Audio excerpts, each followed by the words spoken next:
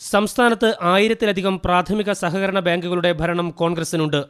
ബാങ്കുകളുടെ ക്ലാസിഫിക്കേഷൻ അനുസരിച്ച് നിയമനത്തിന് 5 ലക്ഷം മുതൽ 15 ലക്ഷം രൂപ വരെയാണ് കോഴ. നിയമനവുമായി ബന്ധപ്പെട്ട തർക്കങ്ങൾ ബാങ്ക് തെരഞ്ഞെടുപ്പിൽ കോൺഗ്രസുകാർ ചേരിതിരിഞ്ഞ് ഏറ്റുമുട്ടുന്ന സാഹചര്യങ്ങളുണ്ടാവുന്നുണ്ട്.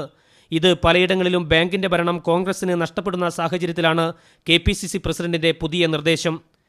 നിയമനത്തിനായി കോഴ നൽകാനായി തയ്യാറുള്ളവരുടെ പട്ടിക ഭരണസമിതി തയ്യാറാക്കും.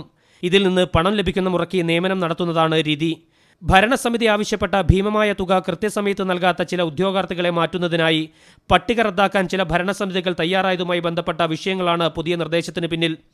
കോഴ നൽകിയില്ലെങ്കിൽ നിയമനമില്ലെന്ന് ചില ബാങ്ക് പ്രസിഡന്റുമാർ ഉദ്യോഗാർത്ഥികളെ അറിയിക്കുകയായിരുന്നു. തുടർന്ന് ഉദ്യോഗാർത്ഥികൾ KPCC നേതൃത്വത്തെ സമീപിച്ചു. നിയമനത്തിനുള്ള സാധ്യതാ പട്ടികയിൽ പേരുള്ള പാർട്ടി പ്രവർത്തകരാരും പണം നൽകേണ്ടതില്ലെന്നും പട്ടികയ്ക്ക് മാറ്റം വരുത്താൻ അനുവദിക്കില്ലെന്നും പരാതിയുമായി എത്തിയവരെ KPCC പ്രസിഡന്റ് അറിയിച്ചിട്ടുണ്ട്. ജയേഷ് രാഘവൻ, മീഡിയ 1, കോഴിക്കോട്.